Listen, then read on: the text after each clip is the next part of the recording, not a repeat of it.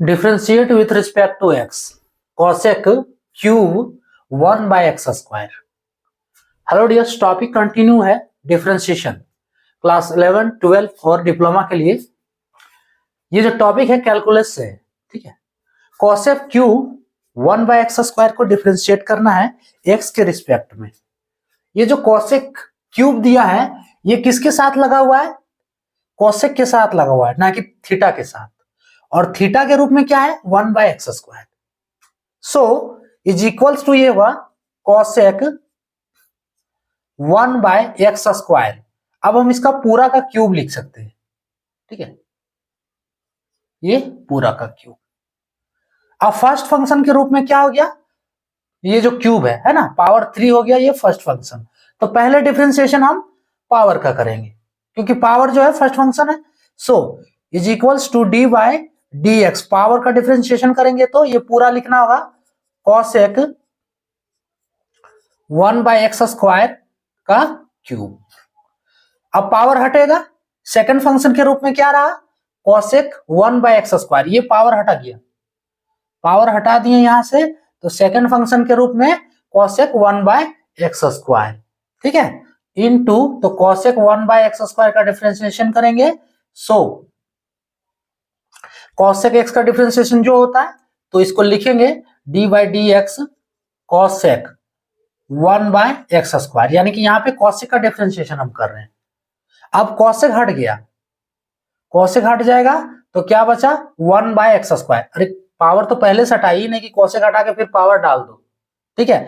Power पहले से हटाया, अब cosec को भी हटा दिए, देखो क्या बच रहा है? 1 बाय एक्स स्क्वायर। सो इसका डिफरेंशिएशन करेंगे d by d x 1 by x square. Clear? अब 1 बाय एक्स स्क्वायर को क्या लिख सकते हैं हम? अगर 1 बाय एक्स स्क्वायर को देखो, x जो पावर 2 है, x का पावर जो 2 है, हम x को ऊपर ले जाएंगे तो डिनोमिनेटर से नोमिनेटर में ले जाएंगे तो x का पावर -2 होगा। तो हम यहाँ पे कर दे रहे हैं D by d x, x का पावर -2, x का पावर -2, इसका डिफरेंशिएशन होगा। क्लियर? अब डिफरेंशिएट करना है, इसमें क्या लगाएंगे हम? फॉर्मूला। बिना फॉर्मूला तो होगा नहीं। फॉर्मूला क्या लगेगा? ये पूरा टर्म को x मान लो, 3 को n, x to the power n। So d by d x, x to the power अगर n रहे तो n x to the power n minus 1, ये है फॉर्मूला।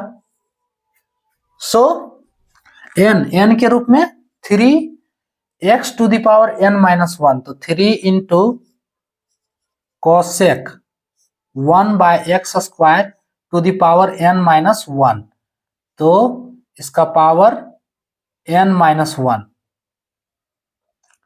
यानी कि 3 माइनस 1। क्लियर? इनटू अब cosec x का differentiation d by d x cosec x, इसका डिफरेंशिएशन होता है minus cosec x into cot x। So x के रूप में यहां क्या है? 1 बाय एक्स स्क्वायर, तो minus cosec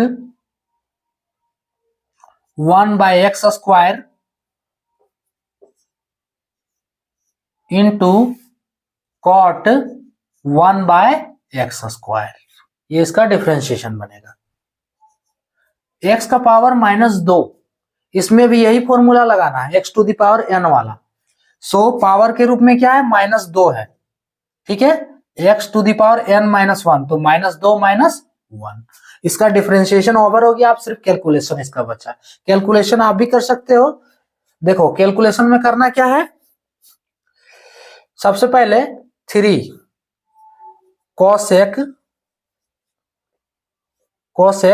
1 by x square, ठीक है, का पावर, ये पूरा का पावर 3 माइनस 1 तो 2, पूरा का पावर 3 माइनस 1 तो 2 हो गया।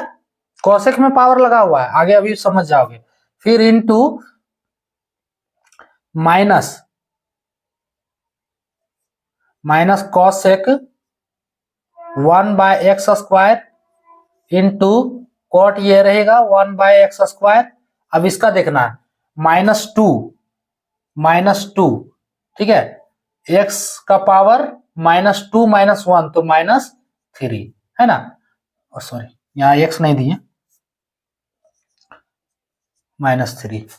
अब देखो ये माइनस माइनस क्या पूरा टर्म प्लस में हो जाएगा, तो अब ये माइनस लिखने का जरूरत नहीं है। फाइनल यहाँ पे 3 को 2 से गुना कर दो तो कितना हो गया 6, ठीक है। अब देखो x का पावर -3 है ना, 3 दूनी 6, x का पावर -3,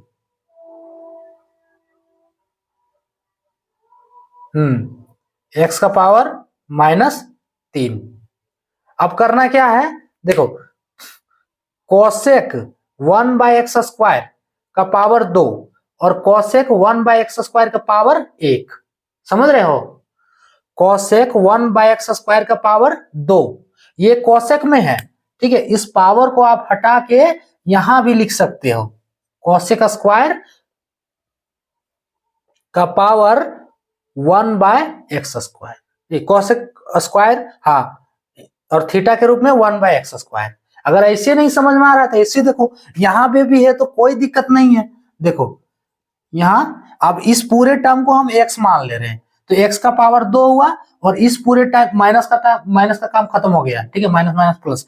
सो देखो ई पूरे टर्म को x मान लिए और इस पूरे टर्म को x मान लिए, तो ये बन गया x का पावर 2 और ये बन गया x का पावर 1। ये तो आता ही होगा, x का पावर 2 इंटू x का पावर 1, तो कितना हो गया x का पावर 3। अगर बेस सेम है तो पावर जुड़ेगा, सो x का पावर 3, तो ये कोसेक है, x के जगह पे कोसेक है, ठीक है, कोसेक का पावर 2 और कोसेक का पावर 1, तो कोसेक का पावर 3। सो CO कोसेक 1/x² का पावर 3। अब क्या करो, आप चाहो तो आंसर ऐसे नहीं छोड़ोगे तो इस पावर को यहां घुसा दो, है ना, कोसेक क्यूब 1, जैसे ये प्रश्न दिया हुआ, ठीक है। सो कोसेक क्यूब 1/x², ठीक है, इनटू क्या है आगे जो बचा है कॉट 1/x², इसका फाइनल आंसर। क्लियर।